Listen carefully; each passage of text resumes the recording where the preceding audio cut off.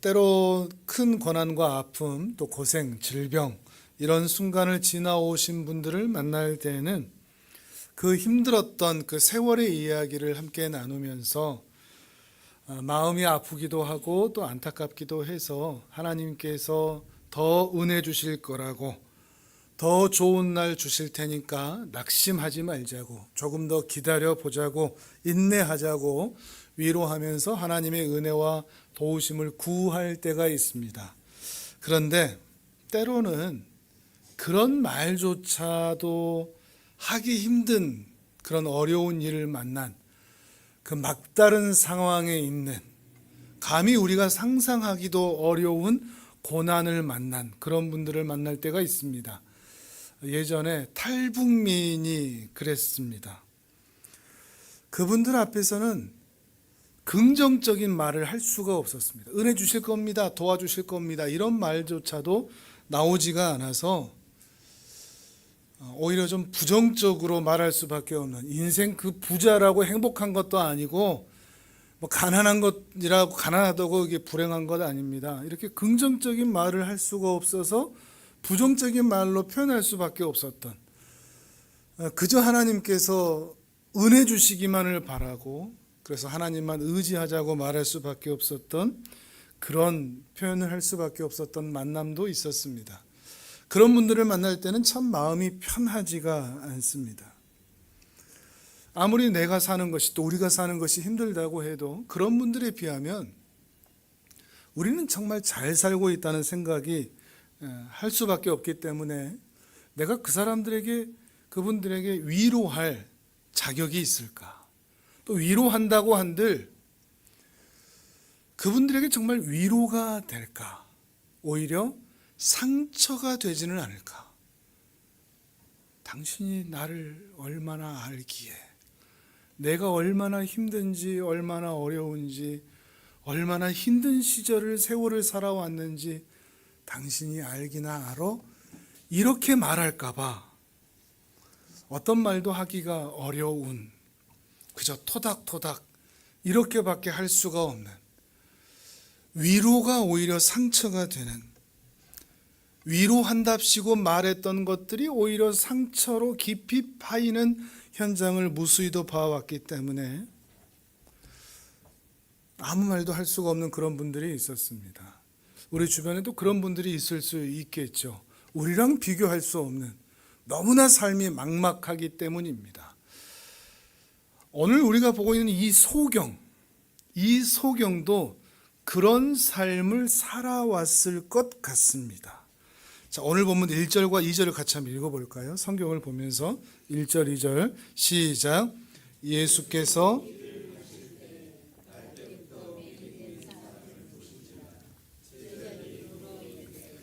라피어, 이 사람이 맹인으로 난 것이 누구의 죄로 인함이니까? 그의 부모이니까. 아멘. 저 사람은 태어날 때부터 소경이었습니다 라는 이 말은 제자들이 이 소경의 존재를 이미 알고 있다는 말입니다. 저 사람은 소경입니다와 저 사람은 태어날 때부터 소경입니다 라는 말은 차이가 크기 때문이죠. 태어날 때부터 소경이었다는 것을 이 제자들도 이미 알고 있었다는 것입니다. 그런데 그 뒤에 붙어지는 말, 이 사람이 태어날 때부터 소경인 것은 그의 죄 때문입니까? 아니면 그의 부모의 죄 때문입니까? 라는 이 말을 들으니까 좀 가슴이 아파집니다. 왜냐하면 어쩌면 이 소경은 이 말을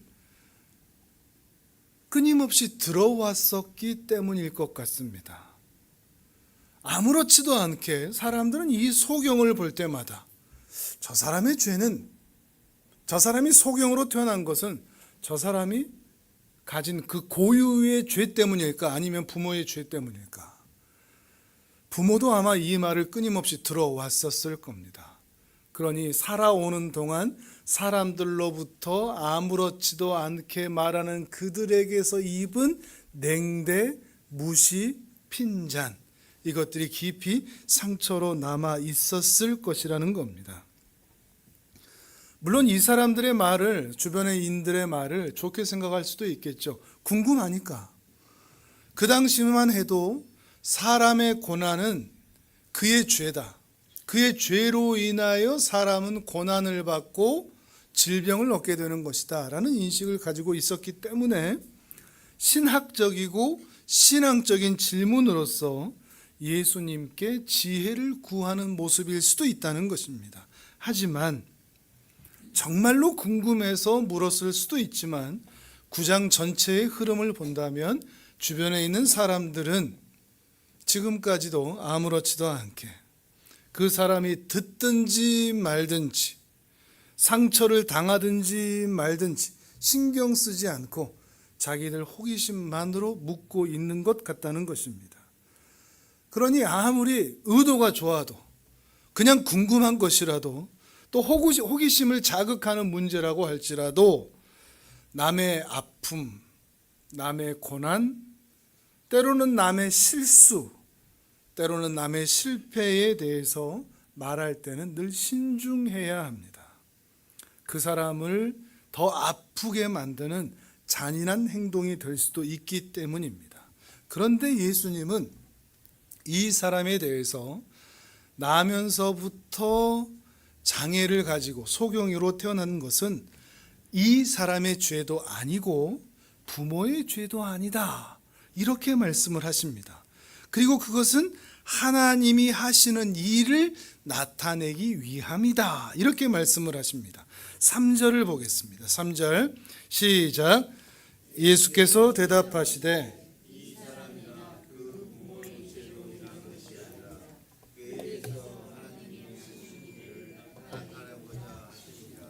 아멘. 그가 소경으로 태어난 것은 그 사람의 죄도 아니고 부모의 책임도 아니다. 이 말은 당시 사람들에게는 굉장히 충격이고 또 신선한 대답이었을 겁니다. 말씀드렸듯이 인간의 고난은 인간의 죄로 인하여 세상에 들어온 것이다 라는 인식이 팽배해 있었기 때문이죠. 욥의 친구들도 그랬죠. 욥의 친구들도 욥에게 고난은 죄의 무게와 비례한다.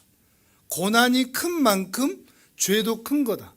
네가 이런 고난을 받고 있는 것은 이만한 죄를 지었기 때문에 이런 고난을 받는 것이다. 그러니 회개해라.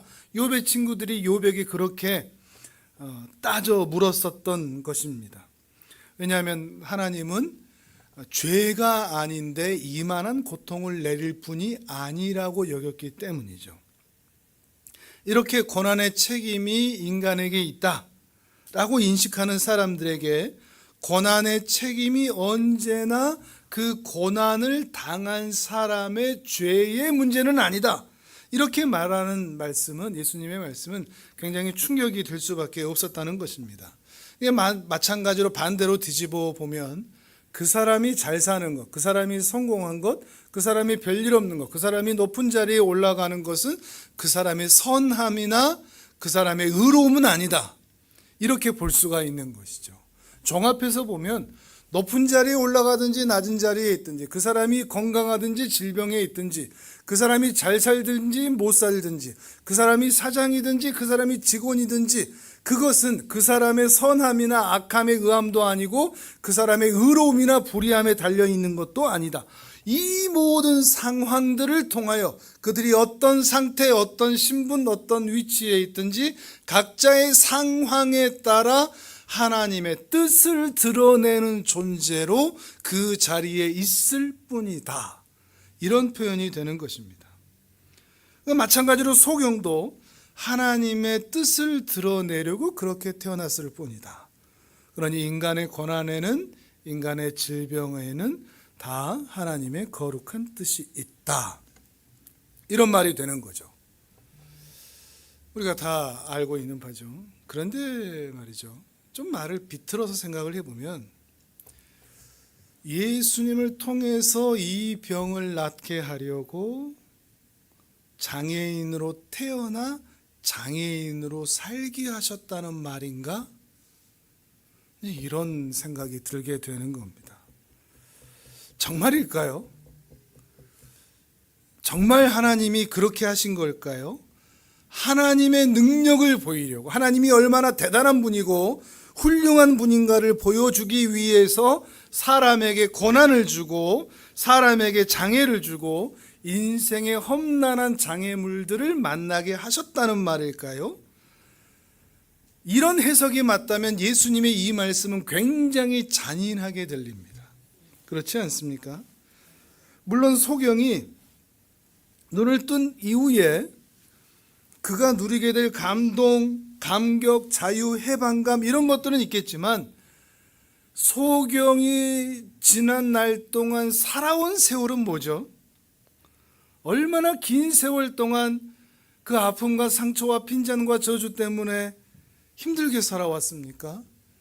그 세월에 대한 보상은 어떻게 됩니까? 그래서 저는 예수님의 이 말씀이 한편으로는 굉장히 잔인하게 들리는 겁니다. 우리가 같이 한번 질문해 봐야 되겠죠. 그럼 하나님의 뜻은 대체 뭘까? 무엇을 위해 하나님은 인간에게 고난, 질병, 아픔, 상처, 장애 이런 것들을 주시는 것일까? 차라리 예수님께서 차라리 고난은 질병은 그 사람의 죄 때문이다, 부모의 죄 때문이다 라고 말씀하셨다면 덜 억울합니다. 왜냐하면 죄 때문에 내가 이런 장애를 가졌다, 나의 죄 때문에, 부모의 죄 때문에 내가 이런 아픔을 당한다 라고 이야기한다면 그 죄를, 그 고난을, 그 질병을 고쳐주셨으면 그때는 은혜라고 말할 수가 있습니다.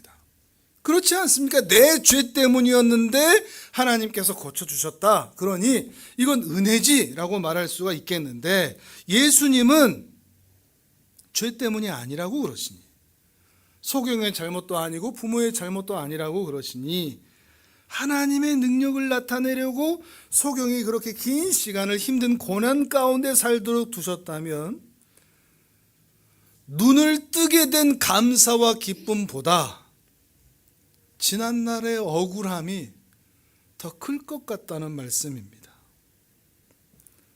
장애가 치유되는 놀라운 기적을 경험한 것보다 애당초 장애를 가지고 태어나지 않은 것이 훨씬 나은 일이니까요. 고난 이후의 영광도 좋지만 애초에 고난이 없었다면 훨씬 긴 시간을 상처와 아픔 없이 살 수 있었을 테니까요.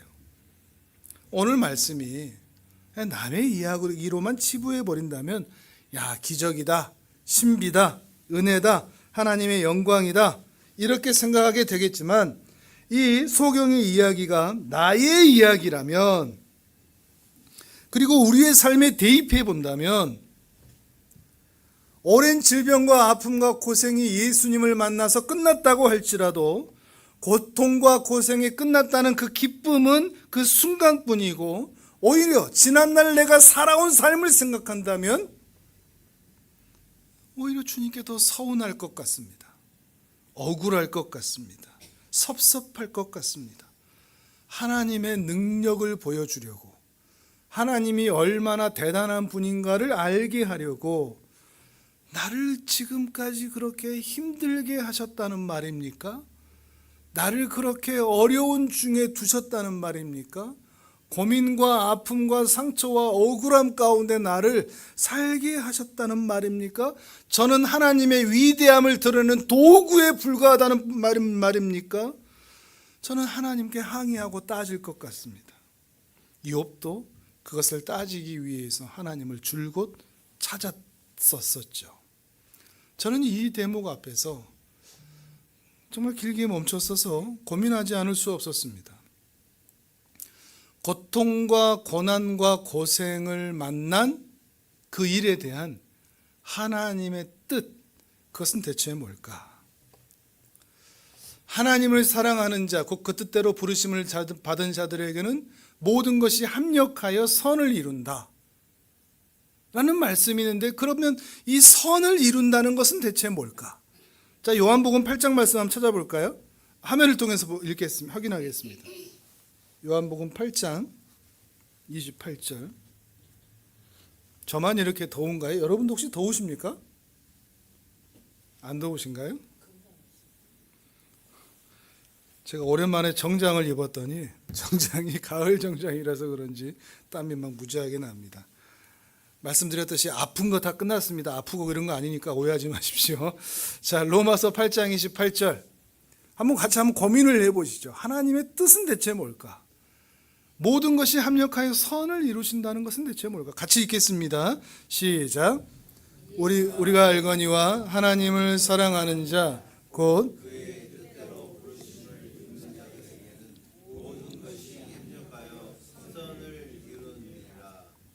아멘. 이 말은 우리가 인생에서 만나는 모든 일들, 질병, 장애, 고생, 고난 이런 것들이 결국은 다 합력하여 그 모든 상황과 사건들, 고생들, 아픔들, 상처들이 합력하여 반드시 하나님의 선을 이룬다. 하나님의 뜻을 이룬다. 하나님이 기뻐하시는 뜻을 만들어간다. 이런 말이 됩니다. 이 말씀은 우리로 하여금 제가 지금까지 드렸던 그 해석과는 다른 해석을 생각하게 됩니다. 하나님의 선이라는 것은 그저 눈 뜨는 것일까? 고생하지 않는 것일까? 질병이 낫는 것일까? 잘 사는 것일까? 문제가 없이 사는 것일까? 사장님이 되고 부자가 되는 것일까? 하나님의 뜻, 하나님의 선, 그 일은 적어도 소경이 눈을 뜨는 정도, 이 정도는 아닐 것 같습니다. 질병이 낫는 정도, 이 정도도 아닐 것 같습니다. 고난 없이 행복하게 사는 정도, 이 정도도 아닐 것 같습니다. 그저 그것은 우리의 수준이죠. 질병이 낫고 장애가 고쳐지고 고난이 없고 하는 것은 그저 우리가 원하는 뜻이고 하나님께서 이루실 선은 그 이상일 것이라는 것입니다. 그러면 소경이 눈을 떠서 장애의 문제가 해결돼서 예수님께서 궁극적으로 이루기를 원하시는 하나님의 선하신 뜻은 뭘까요?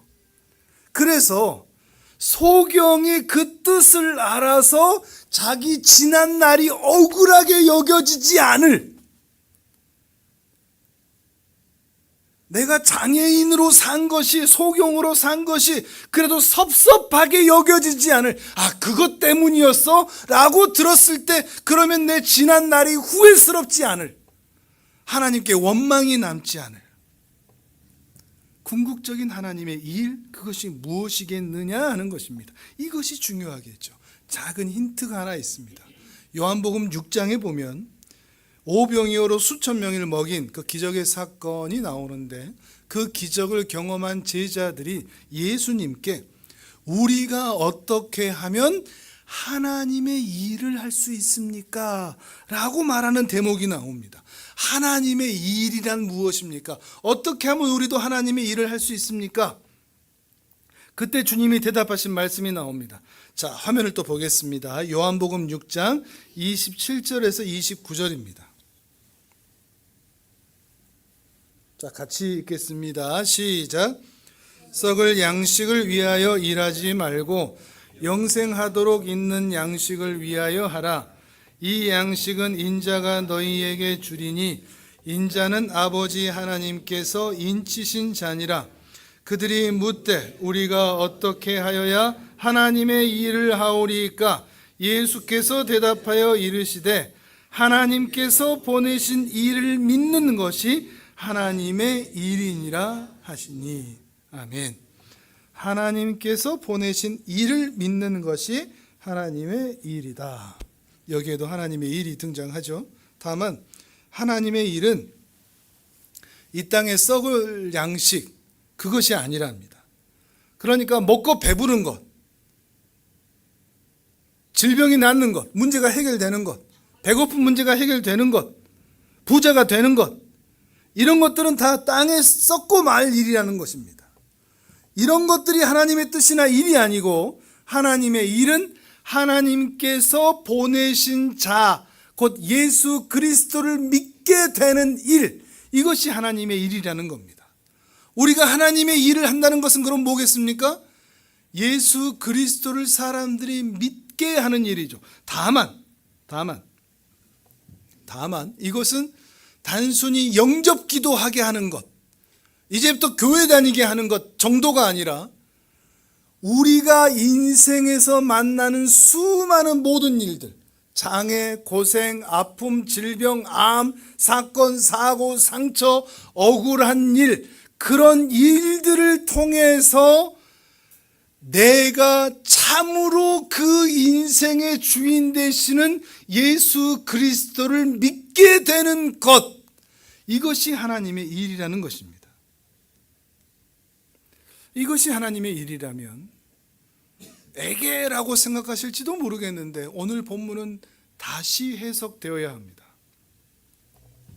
날 때부터 소경이었던 자의 지금까지의 고통과 고생이 비록 불편과 고통과 상처였다고 할지라도 주님께서 행하신 궁극적인 일은 그의 눈을 뜨는 것에 있지 않고 주님이 이 소경을 향하여 하고자 하신 일은 그의 눈을 뜨게 하는 일, 거기에 있지 않고 이 사람에게 영원한 생명을 주시는 것에 있다는 것입니다. 목적이 다르죠. 우리의 관심은 이 사람이 눈을 뜨냐 안 뜨냐에 있습니다. 질병이 낫냐 안 낫냐에 있습니다. 부자가 되느냐 안 되느냐에 있습니다. 그러나 예수님의 관심은 이 사람이 예수 그리스도를 믿냐 안 믿냐에 있다는 것입니다. 이 모든 일들을 통해서 우리가 하나님의 아들을 믿어 영생을 얻게 되는 것이 하나님의 일이며 하나님의 뜻이라는 뜻입니다. 뜻이라는 말입니다.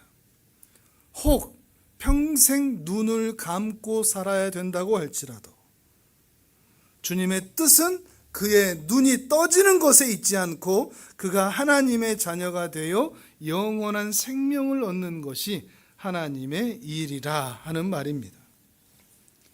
하나님께서 왜 우리에게 고난을 주셨을까? 우리는 그 이유를 다 알 수가 없습니다. 아무리 하나님의 뜻이 있다고 말할지라도 우리는 고난이 달갑지가 않습니다. 불평할 때가 참 많습니다. 그런 말들을 할 때가 있죠. 하나님 왜 제게 장애가 있는 아이를 주셨습니까? 그 아이를 네가 제일 잘 돌볼 것 같아서. 이거 우리가 어떻게 이해해야 됩니까? 왜 저런 남편을 저한테 주셨습니까?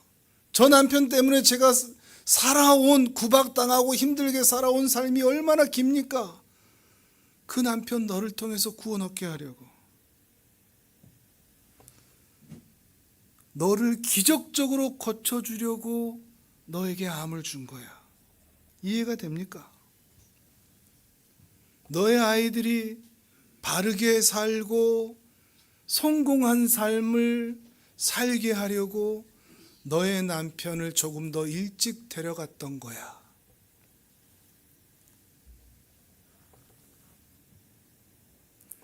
비록 고난과 고생 이런 것들은 겪었지만 고난 이후에 더 잘된 것처럼 보인다고 할지라도 고난 이후에 잘된 것, 그것이 고난의 원인이라면 우리는 너무 억울할 것 같습니다. 남편 구원시키려고 저를 그렇게 고생시키셨다고요? 그 장애아를 잘 돌볼 것 같아서 제가 평생 동안 그 장애아를 돌보면서 살게 하셨다고요? 내 자식들 잘 되게 하려고 저에게서 남편을 일찍 데려가셨다고요? 하나님이 얼마나 놀라운 분인지를 보이려고 저에게 암을 주셨다고요? 제가 하나님을 더 사랑하기 위해서 제 인생을 그렇게 힘들게 진흙탕 가운데 살게 하셨다고요? 근데 고난의 결과가 아무리 좋아도, 그래서 부자가 됐습니다, 해피엔딩으로 끝나간다고 할지라도 그 고난의 결과가 아무리 좋아도 그 고난의 결과 때문에 내 지나온 삶이 덮이지가 않는다는 겁니다.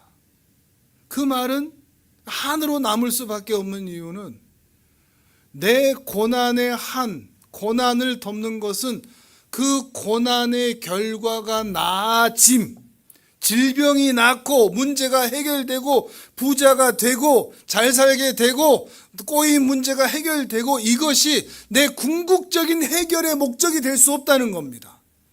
우리의 소망이 될 수도 없다는 말입니다. 이 장인도 그렇습니다. 소경도 그렇습니다.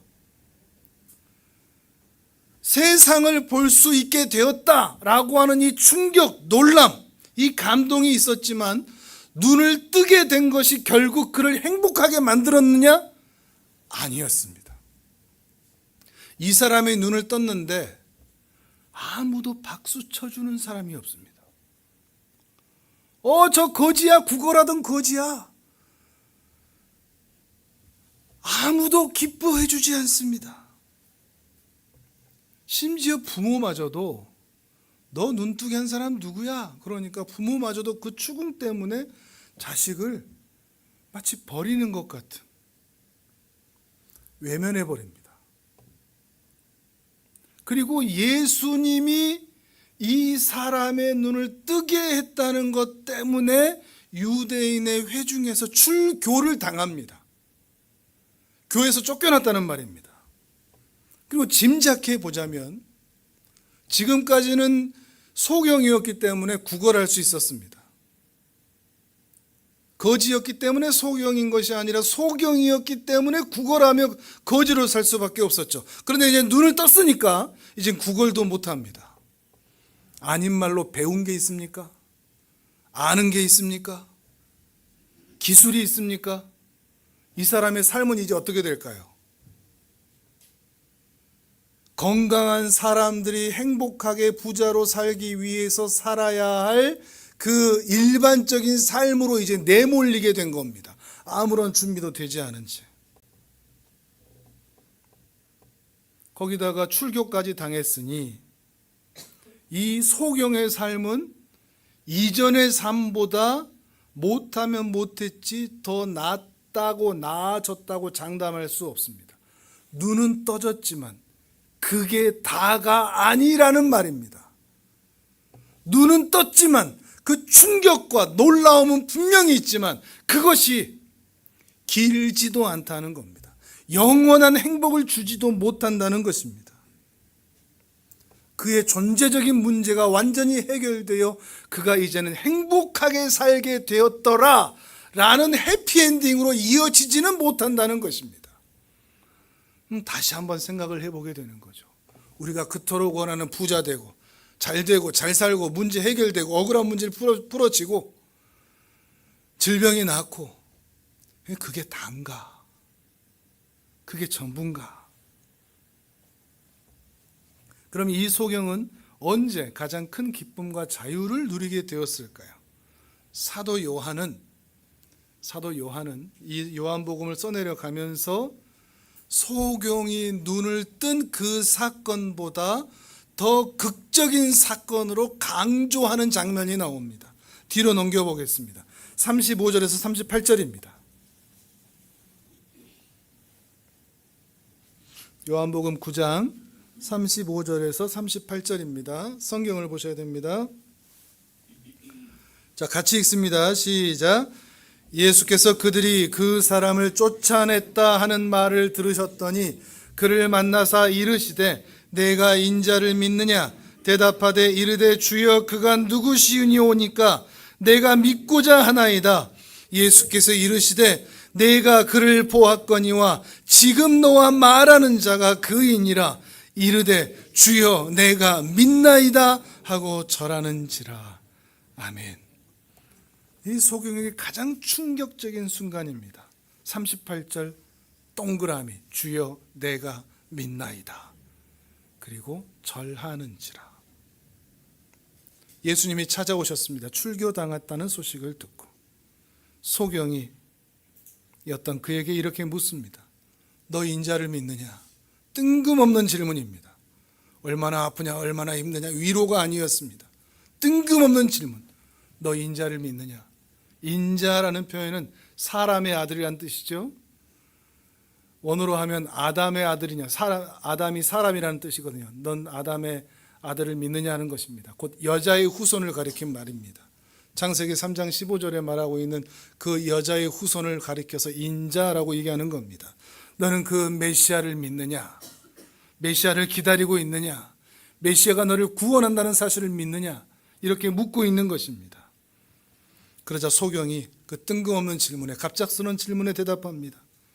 메시아가 누구신데요? 전 믿고 싶어요.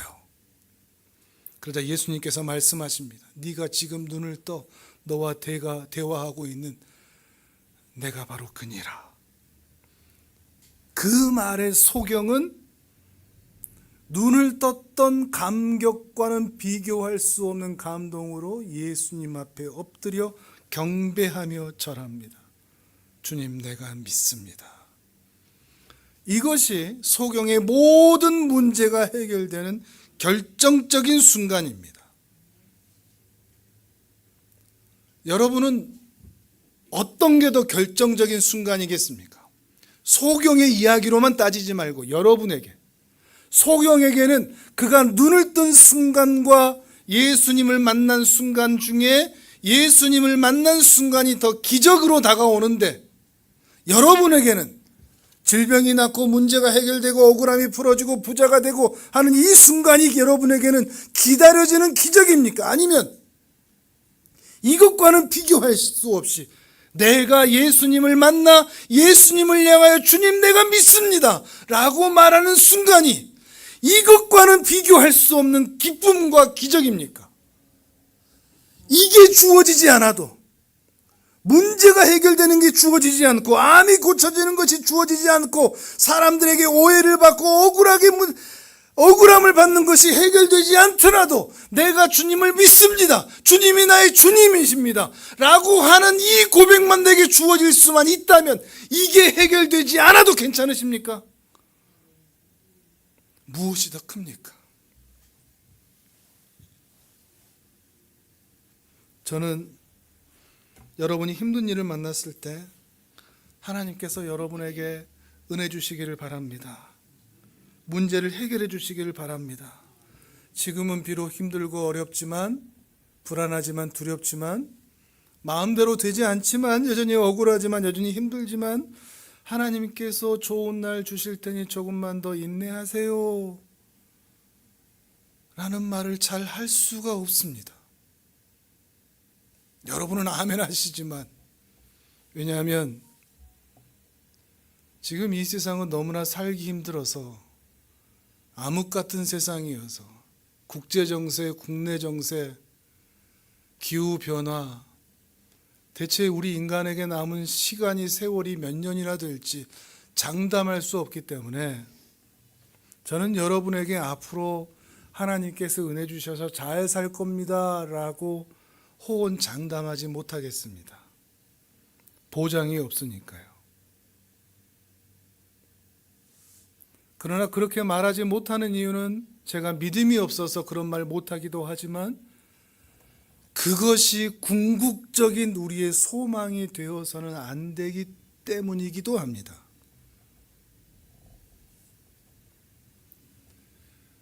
우리에게 가장 감격적인 날은 내 문제가 해결된 날이 아니라 주님을 만난 날이 되시기를 바랍니다. 여전히 문제가 산더미처럼 내 앞에 세상이 보이지 않을 정도로 가득 쓰레기 더미처럼 쌓여 있다고 할지라도 주님이 내게 있다면, 주님이 나의 주님이시라는 고백만 할 수 있다면 그 산더미에도 우리는 웃을 수 있을 줄을 믿습니다.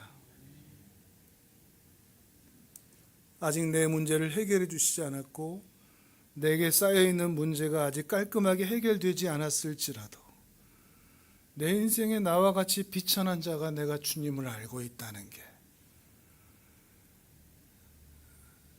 진흙덩어리, 진흙탕을 굴러 살며 사는 것 같은 이 인생 가운데 천국의 은혜가 그래도 약속되어 있다는 것이, 그것이 우리에게는 더 감사하고 행복하다고 말할 수 있다면, 그것이 우리의 믿음이라면 정말 좋겠습니다. 하나님께서 우리에게 보여주고 싶은 것은 상황의 나아짐이나 질병의 회복이나 치유가 아니라 우리에게 보여주고 싶은 것은, 우리에게 주고 싶은 것은 영원한 생명입니다. 내가 영원한 생명을 얻고 하나님의 자녀가 되게 하기 위해서 내 지난 날이 그렇게 힘들었다면, 상처와 억울함이 남아있다면, 그래서 장애아를 내가 키워야 됐고 그런 남편과 내가 함께 살아야 됐고 홀로 자녀들을 키워야 했다면, 그래도 내가 주님을 알게 되었다는 기쁨이 있다면 내 지난 날이 저는 그렇게 억울할 것 같지는 않습니다. 그래서 내 지난 날을 돌이킬 수 있는, 과거로 돌아갈 수 있는 타임머신이 내게 주어진다고 할지라도 나는 과거로 돌아가고 싶은 마음이 없습니다. 내가 주님을 알고 있다는 그 기쁨과 영광이 훨씬 더 크기 때문입니다. 그래서 내게는 지난날에 살아온 실수와 실패와 아픔과 억울함이 한으로 남아있지도 않습니다. 주님이 나의 주님이 되어 있기 때문입니다. 우리가 장차 누릴 영광의 중함은 우리가 이 세상에서 누릴 이 세상의 영광의 경함과 좋게 비교할 수 없습니다. 비록 지금은 천근만근 힘든 삶을 살아가고 있지만 영생의 중함에 비하면 현실의 무거움이 언젠가는 깃털처럼 가볍게 느껴지는 날이 반드시 오게 될 것입니다. 예수가 주인이 될 수만 있다면. 비록 예수님을 만났어도 아직 문제가 해결된 것도 아니고 여전히 무거운 고난의 짐이 남아있지만 그 고난과 고생과 아픔을 통해서 우리가 주님을 더욱 바라볼 수만 있다면, 더욱 그 나라의 소망을 두고 살 수 있다면 그게 하나님의 일입니다. 영광의 그 나라에 들어갈 때까지 땅에 썩어질 것 때문에 흔들리지 말고 마음 빼앗기지도 말고 곁눈질하지도 말고 끝까지 믿음으로 주님의 길을 완주하는 복된 인생이 되시기를 주님의 이름으로 축복합니다. 아멘. 우리 시간 함께 기도하겠습니다.